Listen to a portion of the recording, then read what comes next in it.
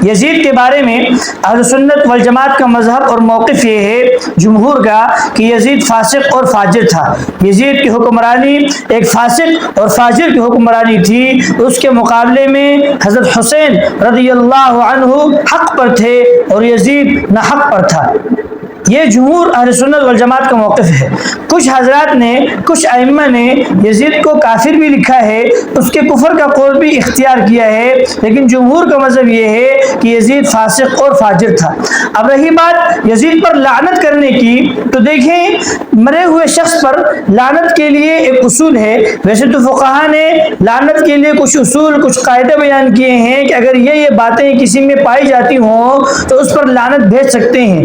مرے ہوئے شخص کے بارے میں یہ ہے کہ آپ اس پر تب لعنت بھیج سکتے ہیں جب اس کا کفر پر مرنا یقینی ہو۔ جیسے ابو جہل اور ابو لہب ہیں، ان کا کفر پر مرنا یقینی ہے۔ جب ان کا کفر پر مرنا یقینی ہے تو ان پر لعنت بھیج سکتے ہیں۔ یا شیطان ہے کہ اس کا کفر کی حالت میں دنیا سے جانا ہمیں یقینی طور پر معلوم ہے، تو شیطان پر لعنت بھیج سکتے ہیں۔ اب رہی بات یزید کی کہ یزید پر لعنت بھیج سکتے ہیں کہ نہیں، تو دیکھیں ہم چونکہ اس بات کے قائل ہیں کہ یزید فاسق و فاجر تھا، ہمارے ہاں یزید کا کفر ثابت نہیں ہے، تو ہم یزید پر لعنت نہیں بھیجتے ہیں۔ ہاں جن حضرات کے ہاں یزید کا کفر ثابت ہے اور وہ یزید کو کافر کہتے ہیں، دیکھیں کسی کو کافر ٹھہرانے کے لیے اس کے عقیدے سے وہ بات لینے کی ضرورت ہوتی ہے جس کی وجہ سے ہم اس کو کافر ٹھہرائیں۔ محض اپنے جذبات کی بنا پر یا کسی سے محبت کی بنا پر یا کسی سے نفرت کی بنا پر کسی کو کافر ٹھہرانا، مسلمان ٹھہرانا، یہ کہاں کی عقل مندی ہے؟ تو کافر ٹھہرانے کے لیے آپ کے پاس کچھ مضبوط قسم کے ایسے عقائد، ایسے دلائل ہوں کہ اگلا اس سے کافر ٹھہر سکے۔ تو بالآخر جو حضرات یزید کو کافر کہتے ہیں، کافر سمجھتے ہیں، ان کے ہاں تو لعنت بھیجنا پھر جائز ہے، لیکن ہمارے ہاں چونکہ یزید ظالم تھا، فاسق تھا، بڑا ظالم تھا، اس نے اہل بیت کو شہید کیا، اس نے صحابہ اکرام رضوان اللہ علیہم اجمعین کو شہید کیا، تو فسق اور فجور تو اس کا ہمارے ہاں ثابت ہے، لیکن کفر ثابت نہیں ہے، اسی لیے یزید پر ہم لعنت نہیں بھیجتے ہیں۔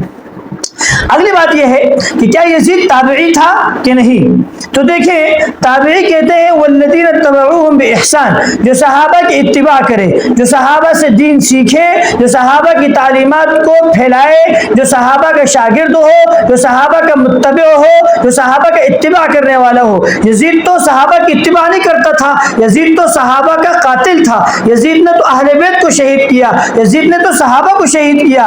کل کو کوئی اٹھ کر کہے گا کہ حجاج نے بھی صحابہ کو دیکھا تھا، تو حجاج بھی صحابی ہے، حالانکہ حجاج نے تو ایک قول کے مطابق 1,20,000 لوگوں کو جو ہے ناحق قتل کیا، جن میں صحابہ بھی تھے اور جلیل القدر صحابہ تھے، تو کیا حجاج کو بھی صحابی کہیں گے؟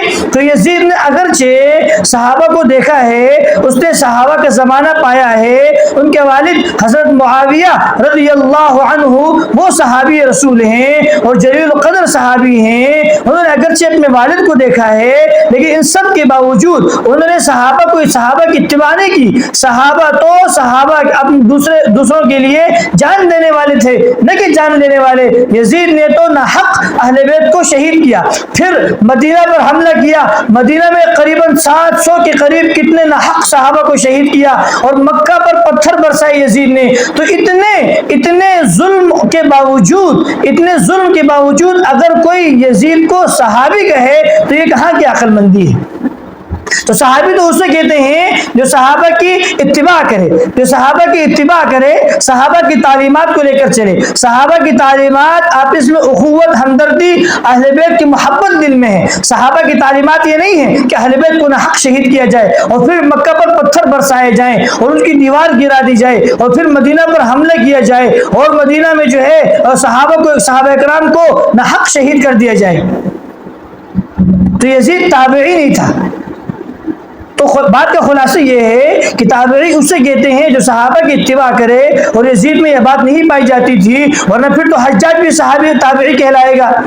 تو اس مجلس کا خلاصہ یہ ہے کہ ہم نے 3 باتیں بیان کی ہیں کہ کیا یزید فاسق و فاجر تھا یا کافر تھا، دوسری بات کہ کیا یزید پر لعنت بھیج سکتے ہیں یا نہیں، اور تیسری بات کہ یزید تابعی تھا یا نہیں۔ اللہ تعالیٰ سے دعا ہے اللہ تعالیٰ ہمیں دین کی صحیح سمجھ عطا فرمائے، آمین۔